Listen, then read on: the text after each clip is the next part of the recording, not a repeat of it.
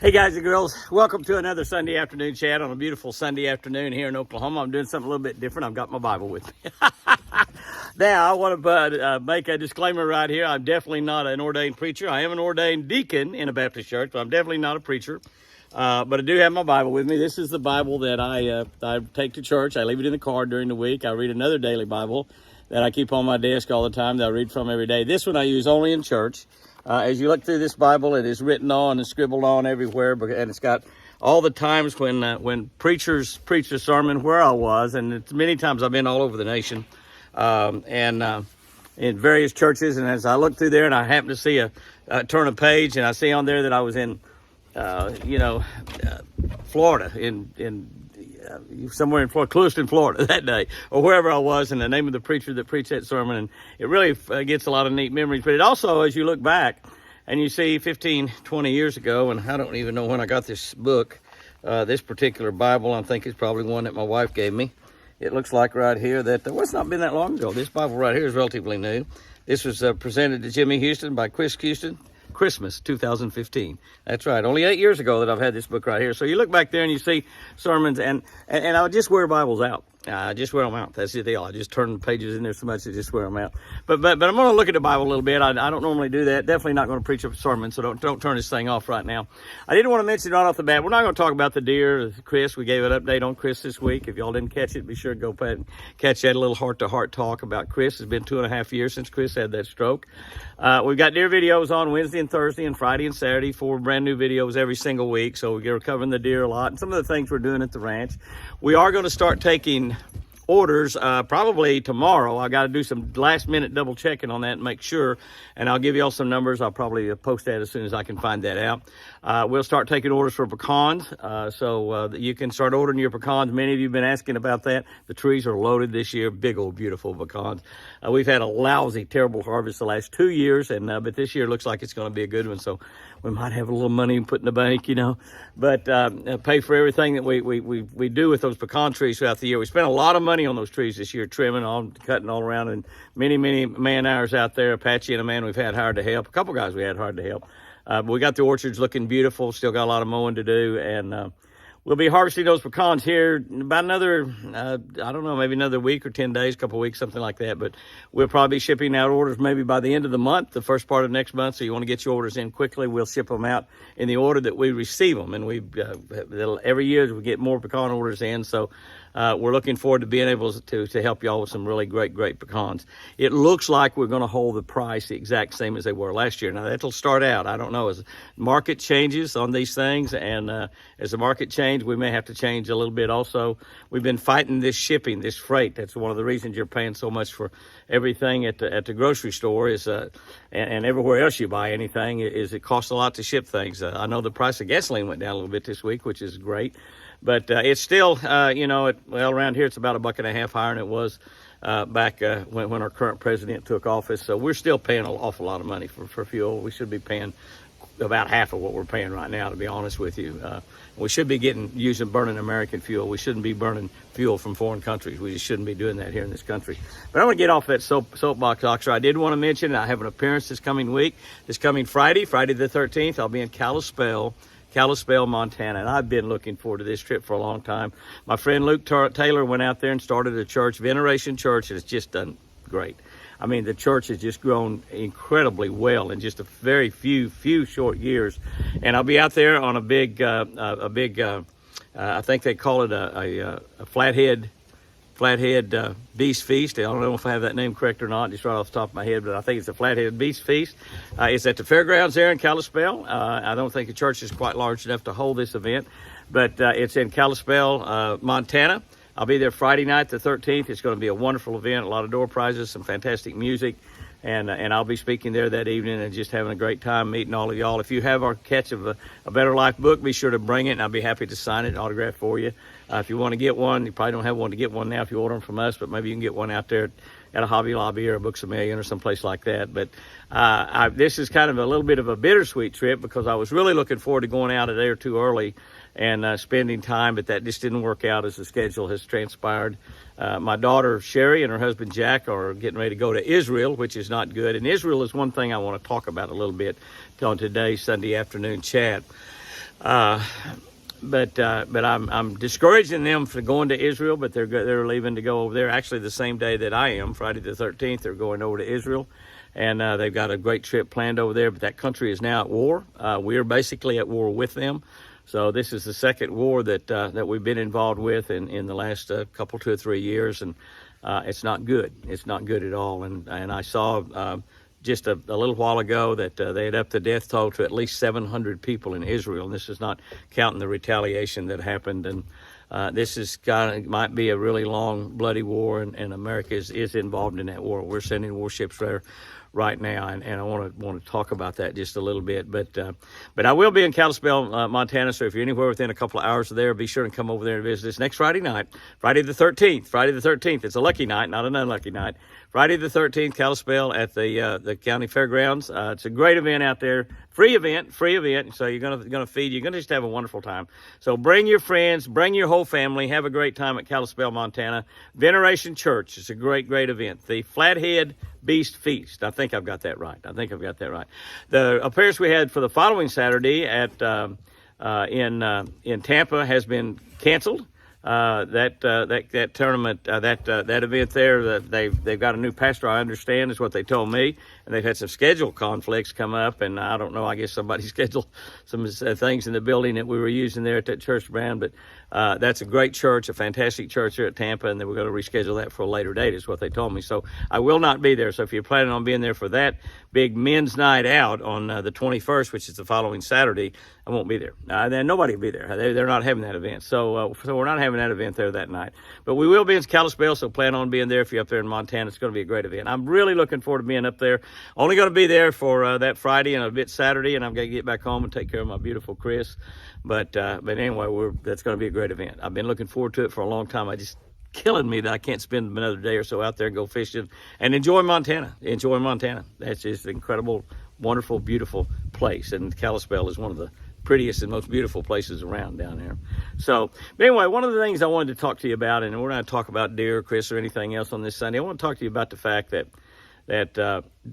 what's happened over there in Israel is a big deal.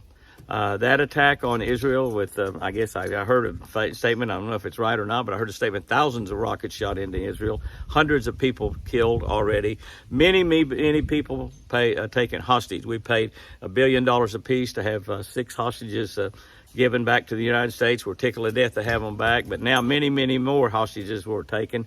We don't know if there's Americans in there or not, but we know that they took a lot of Israeli hostages. They came into people's homes and carried them off prisoner. They killed a lot of people. It's been, what little I've seen of it on television, it's been terrible. And our preacher preached this morning, and the reason I had my Bible, he preached from the very last book. And whether you go to church or not, you probably know the very last book of the Bible is Revelation. And he preached from the very last chapter in Revelation 22. Revelation 22. That's the end of the Bible. That's where God's word ends, written word ends, right there, Revelations 22. And one of the things he talked about was this particular verse. This particular verse is Jesus talking, and Jesus talking to John, who was in prison on an island, and telling him what would happen in the last days. That's what Revelations is. The whole book of Revelations is really a book from Jesus Christ himself. And he's telling him here, and one of the things that the preacher pointed out, that 3 times in this very last chapter, Jesus said, "Behold, I am coming soon. Behold, I am coming speedily. Behold, I am coming quickly." Revelation 22:7, 12, and 20, Jesus Christ says the same thing. Behold, I am coming soon. Now, I know we've all lived for quite a while. I've lived for longer than most of you. But we've been hearing this all our life, if we go to church, that Jesus is coming back. Can I tell you, it's quicker now, sooner now, speedily now, more than ever. I look up in the sky often, and it is a distinct possibility that this attack on Israel, God's chosen people, could be the beginning of the end. this big earthquake we had the other day. Many people commented right here on our social media. And by the way, be sure you subscribe to all of our social media.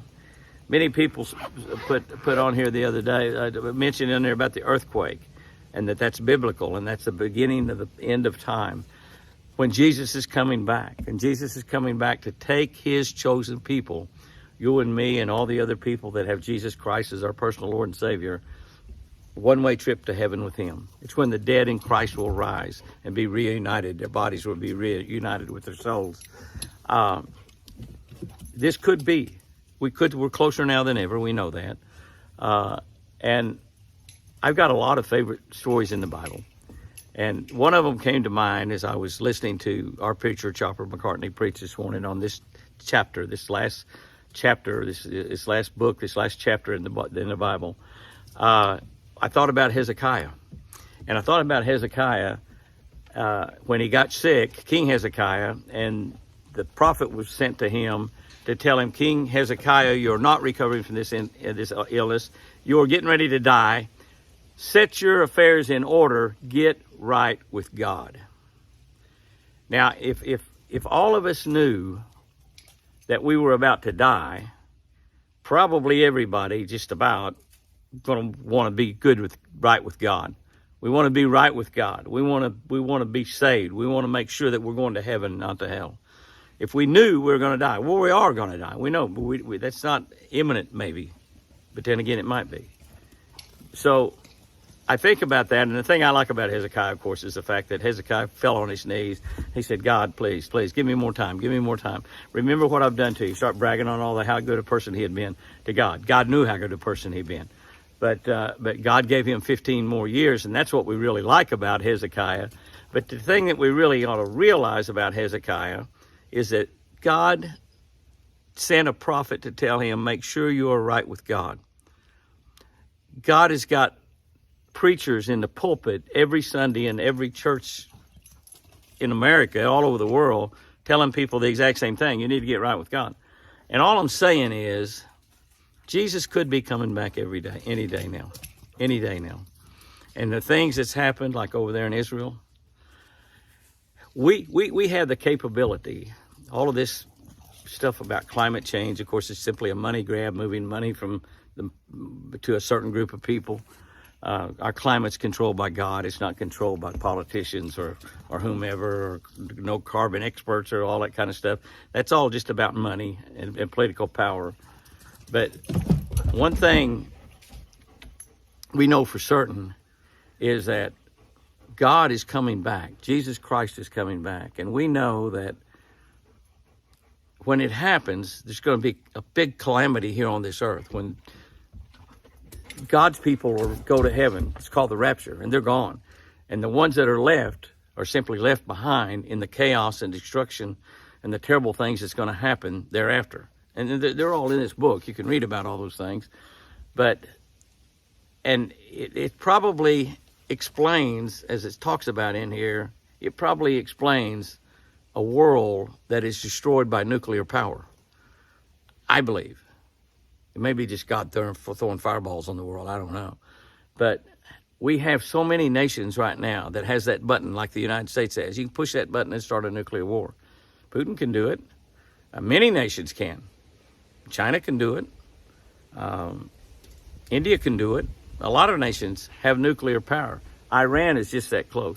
And there's a lot of crazy people out there, a lot of politicians out there all over the world that has that power to start that nuclear war that will perhaps destroy the earth as we know it. Before that happens, Jesus is coming back and taking us out of here. I don't think we have to worry about that. But we don't even know who is running the United States of America. We don't even know the person that actually has the power to push that button.